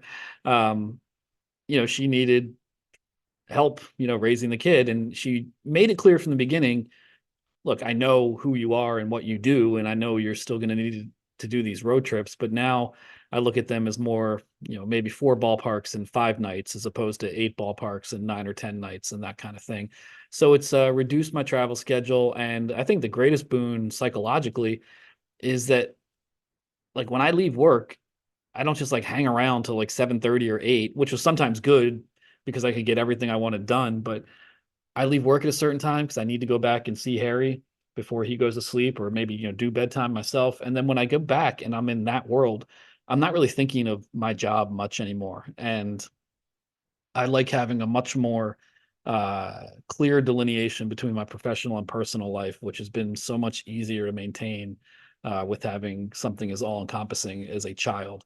And it gets me out of my own head, which is helpful because it's good to think about yourself and what you need to do. But you hit a wall with that after a while where you're like, I've thought about all this too much. And what am I doing now except spinning my wheels, getting unreasonably angry or depressed or some combination thereof. It's nice to just have a hard out. I'm leaving the office now and I'm not going to think about work much until tomorrow. That That's is not super always cool. the case, but it's much more likely now than it used to be. That is really cool. All right, Ben, the floor is Sam's now. All right. My first one is going to kind of be like a technical writing question. Because Are you an Oxford comma fan? are you? Yeah. I was What do you I was say? weaned off that. I was Yeah, without same. seeing, I and then I know. started getting shamed for it until I just dropped it. Yeah. In my interview for this job, I was asked a question about like, what are some of your grammatical pet peeves? And I said like, I love the Oxford comma. And they were like, we don't use that here. And I was like, what? What kind of monsters are you? But anyway, neither here nor there. I'm with you. All right. Well, kind of not along those specific lines, but your style of writing has such a voice. Is that something that has just come naturally to you, or is that something where you're kind of bending the form to your will? Where you're like, listen, this is going to sound like something I want to read, or are you just writing and not even considering voice? That's an interesting question. I wanted to have a strong voice and a voice that sounds like mine because I'm me. But I think a lot of that can be attributed to what I was saying earlier about the evolution of my career. The fact that I had literally no writing credits whatsoever, credentials, no high school or college newspaper. I had no formal training in like journalism or producing anything.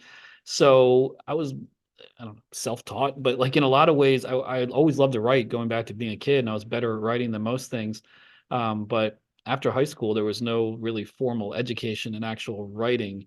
And I've always been real humor oriented and really had a strong, detour into comedy writing. And so I always like to be funny, which minor league baseball has a greater likelihood that what you're writing about could be funny than most things. And I don't want it to be like, haha, it's another laugh a minute riotous article with old Ben's Biz. Like it doesn't need to be like haha funny, but like I do like to have a distinct voice and maybe word choices or very dry asides that kind of show like this guy's in on the joke. And then often I feel like I write little things that are like that, and then the tweet goes up or it's on social media somewhere and everyone just seems like they're commenting on the picture, and I'm just like, I spent a lot of time writing this. But you always, that's another thing I'm sure you guys know too, you always have to just assume that someone out there really does care. And but I'm always writing for that person whoever they may be. I Even articles I write now that are just 600 words, I spend too much time on them because I want them to be pretty precise, and I get very frustrated by sometimes my lack of descriptive detail or ability to really stretch out, and that can go into the self-loathing thing. But yeah, I didn't really learn, and it's just an extension of myself and something I've tried to cultivate and keep getting better at. And I do feel like there's a lot of room to improve as a writer, but that's a good thing. It's not like a physical activity where you're like, well, I used to run a mile in this much and that'll never happen again. Like as a writer, you can just keep within reason saying I can keep improving. Yeah. I also, unlike Sam, I don't run at all, so I've never had that issue. Yeah, I don't write either. I don't run either, but when I did. Well, that I think that kind of goes back to what I was talking about earlier of like, I want somebody to see my byline and trust that they can, or they know that the information is good. I think they don't even need to see your byline because you have that style. Like it is so singular and there is nobody else like you. I don't mean to say we should take your byline off stuff, but like Yeah, people know when they're reading a Ben's Biz piece and that they will be laughing along the way and they will be come away with something they didn't know either. So I think that's something really special that you do. This one is kind of coming at your job from the other point of view. If you were named the president or the GM of a minor league team tomorrow, what is the Ben's Biz stamp you would try to put on that team? Like, what's the first thing you would look into? What's the first thing you would change? That's an awesome question. I'm excited for this answer. Yeah, what would be the first thing that comes to mind of like, hey, this is what I want this team to be about? Yeah, I mean, without going real deep in the weeds of like, well, let's talk about this team. What is the ballpark situation? What staffing is there? There's so many things to consider. I thought about giving you a specific team, but Yeah. then that's just like beating down on that one team. Yeah. So there's so many variables. So wherever one would be a GM or running a franchise, obviously the to-do list would vary place by place. But if we're talking a larger thing that would carry over no matter what, putting aside as many variables as possible, obviously one of my biggest things would be, one, just as a staff, I would want to create an atmosphere like that. This is within reason. If we're talking affiliated team, it is more difficult to do, some of the crazier promotions that used to be done in the past. there's more oversight, by Major League Baseball with just how the games are run. So some things can't be done anymore, but I have been frustrated in recent years, especially. I think a lot of staff turnover in minor league baseball, post pandemic. That spirit that was so prevalent in minor league baseball when I first started writing about it, of just like, we're going to do something stupid just because it makes us laugh. And I know this is a business. You're in it to generate revenue, make money. So just like being stupid for stupid's sake isn't necessarily like, now we'll just sit back and watch the money roll in. But to me, it was always so important because it creates a staff cohesion, an atmosphere of creativity, and signals to everyone who works for the team as well as everyone who follows it that they're not going to just sit around and do the same thing every day. And I think that sometimes even the dumbest ideas can create seeds that leads to ideas that can really actually change a franchise around, or create money. I mean, an obvious example, is just the whole Bill Veeck and then Mike Veeck philosophy. But that's the kind of stamp that I'd want to put in on it that says, like, we're going to be really stupid. We're going to just do things for the sake of doing it. It's National Cockroach Day. Like, okay, we'll give away like pet cockroaches for like no reason at all. And so on and so forth. I mean, I don't know why that came to my mind out of everything, but just a throw it against the wall, see what sticks approach that harkens back more to what the industry was 20, 30 years ago, which I think is still more possible than most teams do at the moment. But I would want to be in the conversation immediately in terms of like a team that does the funniest, most creative promotions and have a whole organizational style and philosophy that flows from that. Yeah, I mean, that's the perfect way to set the tone Yeah. of the Ben's Biz presidency. All right, well, this one kind of harkens back to the question you asked me earlier. We're talking a lot about road trips. You have a lot of time between stops in some of these places. And one thing you always do is you stop in at a record store too. So I'm going to give this as two different types of questions. You can answer either one. What is the perfect album for a minor league road trip? Or what are 3 songs that would lead off a playlist for the perfect minor league road trip? Man, I mean, that is like those questions. It can go on forever. For me, broadly speaking, I think a lot of the perfect stuff for a minor league road trip is just like loud rock and roll or hip hop with more like stoner rock type stuff, like Fu Manchu and Nebula, going back to Sabbath, just for some more basic examples. I like heavy guitars loud and heavy drum beats loud in the car. A specific album, there's a great record store in Pittsburgh, Jerry's Records. It's amazing in Squirrel Hill. And the stuff there is cheap, and sometimes I would buy stuff just because it looked intriguing. And I bought a record one day by a guy named Harlan Howard, who's much better known as a country songwriter, not really as a singer, but this is one of his solo albums, and it was called To the Silent Majority with Love. And it was early 70s album, To the Silent Majority, to the more like conservative working people who feel like their voices are not really heard in this time of more protests and revolution. And something about that set of songs and its contradictions and the things I agreed with and the things I didn't agree with, but still in really simple 2-minute like country format. I used to have at that time a record player that you could burn records on the CD. I burned Harlan Howard's To the Silent Majority with Love onto a CD and listened to it on every road trip for years and years and years, and would sing along like to every song in the car. And it sounds corny because it is, but I'd be like, like, Uncle Sam, I'm a patriot, yes I am. And even though you make me mad as Cain, if you need me, Uncle, just call my name. I would just rock with this Harlan Howard record that I look up and almost no one else really has or knows. I mean, Willie Nelson did an album of Harlan Howard songs because he wrote a lot of like bangers like in the Nashville Hit Factory, but like his vocal stuff or his solo stuff is not well known. But there's something about the spirit, style, and inherent contradictions telling an American story through this record I'm the only guy probably blasting Harlan Howard's To the Silent Majority with Love.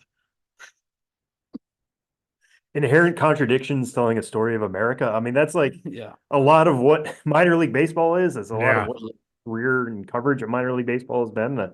I'm really glad you found that. because that's perfect. Yeah, and in a bigger picture, that's what I love, finding these little things that become yours. Not that you don't want to share them, it's like it's mine, but these little nuggets that you find all over America that just you connect with and that make you, yes, proud to be an American.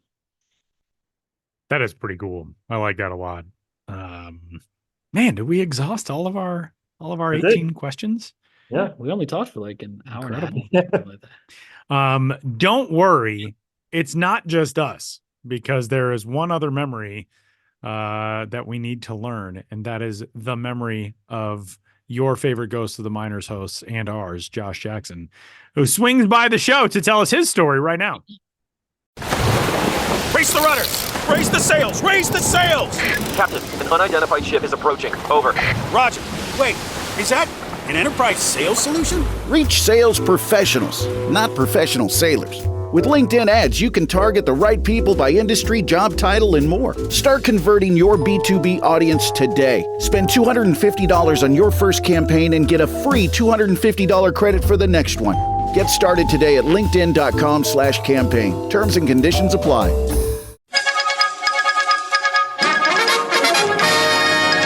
This is Josh Jackson, your host of Ghosts of the Miners. Seeing as none of the show before the show hosts has displayed any curiosity whatsoever about my life in or out of baseball, nor extended me the slightest courtesy as regards to anything, I thought I'd volunteer some key personal facts for all of you out there in Radioland. My boyhood idol was Kid Nichols. My first job in the game was as a junior tobacconist for Colonel Rupert, who hired me on the spot after he saw me get into fisticuffs with Enrico Caruso. My favorite baseball memory is the time I was working on translating a poem by Rimbaud in France during the Great War, and one thing led to another when I found myself hitting for the cycle and throwing a no-hitter against a squad led by Grover Cleveland Alexander. But for now, you'll have to excuse me. Ben and Tyler and Sam are cooking Thanksgiving dinner, and I've got to put the arsenic in their apple pie.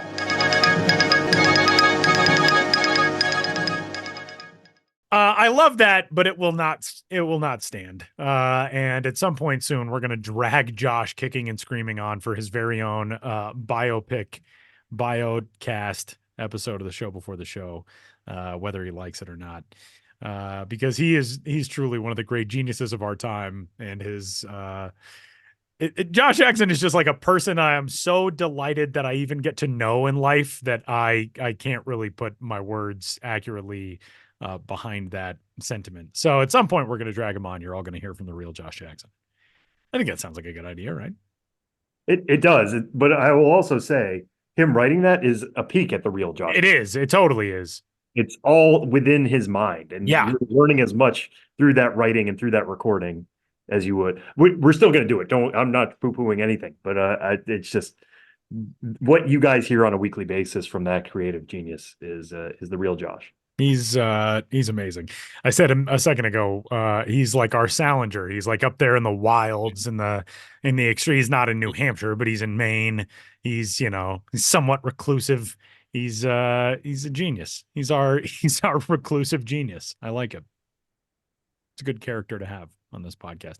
Is that it? Are we done? I think we're done. I think we're done accompanying people. If somebody had like an hour and 26-minute road trip, this was the perfect companion for you. I hope it was. I mean, I think this is a good week to do this. I think during the season, I'd be like, it's way too indulgent, but it's a holiday week. We do obviously go without saying, I appreciate everyone who's been listening to this podcast, new listeners and long timers. And maybe it was interesting to hear about the careers and life stories of us three knuckleheads, us Tres Chiflados. There's a Mexican restaurant near me, and I learned that Chiflados kind of means like stooge. So like Tres Chiflados. That's the Patreon. I was going to say that could be the episode of this podcast also. I do have one final question for both of you. And that is, what is something that you are most thankful for this life that you have in baseball? It's a week of giving thanks. Tell me something that you're thankful for. For me, it's that moment where I go to a major league game or a minor league game, but a major league game specifically for this scenario. And you just know something about more than half the roster. I mean, there's always going to be pop-up guys. There's like relievers who you don't cover a ton in the minors and make something of themselves at like 27, 28. But like I was talking about this earlier, it's one of the coolest things I do in this job is just like getting to know these guys as people in some cases, but getting to know them as players, seeing different things in their game, being able to tell those stories early, I guess is the big thing for me is getting there. That's the name of this show, is the show before the show. We are there before these guys make it big. And I'm grateful to be able to tell those stories and share them with so many of you. And hopefully you're at games, you know, from rookie ball all the way to the majors saying like, hey, I heard about this guy before, from the pipeline crew, from the milled crew, from the show before the show. And you can turn to your buddy and be like, this is what I heard. And that just makes the game itself so much more communal and fun. I think it's, for me, such a big portion of my material, especially on the road trips where I get enough material to last for much, much longer than the road trip itself, is that I'm often writing about people, you know, some unique ballpark character working for the team, fan, historian, whoever they may be. I often write about people who had never before been written about, and certainly not like in a national level. And I love that I get to be the one to tell this person's story. And I know, doing the job we do, it's not to like make your subjects feel good, but I love that it's very special to a lot of the people I write about, as opposed to, you know, a lot of athletes, especially, you know, they're in a press conference just saying the same things over and over again. I love that I have the antithesis of that.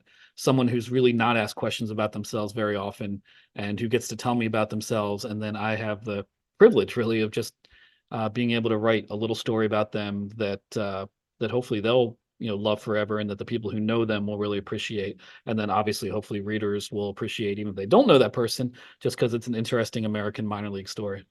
That's Can I a throw really cool one answer. more real quick? Yeah, of course. It's a week for giving thanks, buddy. Yeah. And Ben, I'm sure this happens to you all the time, even more so than it happens with me. But like I traveled more this year than I ever have. It feels like there's a member of the minor league family everywhere at every ballpark. But like you just show up and it's just like, oh, I know you from this thing. I know you from this thing. Here's a fan who's like, listen to the show. Here's somebody who I've met before on the road. It happens so much this year, and it happened in unexpected ways. It's one thing when you've been communicating with a team for a while and you show up and you're like, all right, we're good now. We've known each other for a bit. It's another when it's just like, oh, hey, I didn't expect to see you here. What are you doing here? Like that happens so much in this minor league community, and I'm so thankful for it. And it's actually happening at this moment. Fort Wayne broadcaster John Nolan is in the building and was texting me like, hey, I'm around. Are you around? I would love to see you. It's just like, it's crazy that this happens, that somebody from Fort Wayne, Indiana can just text you and be like, hey, I'm in New York City. Let's hang out. And like, yeah, of course, because we're friends in a way that we wouldn't have been otherwise. This is one of the truly national, international sports that is going on. And it's one of the most familial sports. And I appreciate that every day. That is really cool. I'm gonna give you my own answer also. And it, you know, sort of piggybacks, Sam, off of what you were saying. I'm just very thankful for the people that I've come to know in my life through not just this job, not just the minor league side or the broadcasting side, but just baseball, man. You know, like I said, I had a wedding a couple of months ago and I was sitting there at the reception looking out and thinking, you know how many people in this room I know because of baseball? Because my high school friends, we all played together. My college friends, we played together, or we bonded over the teams that we liked or whatever. My friends from minor league jobs that I had, you know, Mike Passanisi, who was there, who I was a broadcaster with in Altoona in 2012. Anthony Masterson, who was there, who I was a broadcaster with in Myrtle Beach in 2010. You know, you guys being friends that I'll have forever. Josh Jackson being a friend that I'll have forever. And even just, you know, Sam kind of touching on what you said, the amount of people that we come across who are longtime listeners or fans of the show. You know, Jeremy Turgeson is a guy who I know you guys are familiar with, who I met at the World Baseball Classic final in Miami because he's listened to the podcast for a long time, watched the World Baseball Classic games that I did. I got a message on Instagram the other day from Matt Polanski, who said, hey, any chance you guys can talk about the draft league a little bit? I know it's not an affiliated minor league system in that teams have clubs and there's parent relationships, blah, blah, blah, but it is part of the family of minor leagues. You know, people who care enough to reach out and take part in our work That is a tremendously lucky thing for us to have.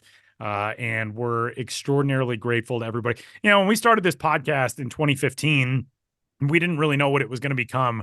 And the fact that we are going into what'll be 9 years of doing it is pretty incredible. And so I'm really grateful for that. The more you get to different stages in life, you realize that the relationships that you have with people are so often the most important thing in the world. And I've been able to make a lot of really incredible relationships with a lot of really incredible people because of this game. And I'll forever be super grateful for that. So yeah, we're thankful. I think we're 3 pretty thankful dudes. We're pretty lucky guys, I think. Yeah, we're the gratitude guys. The gratitude guys this week. That's our episode name, or a band name if we wanted to start a band. But I'm trusting Ben with all the actual musical elements of it. Yeah, it's gonna be heavy. All right, everybody, we're going to say goodbye for this week's episode of the Show Before the Show.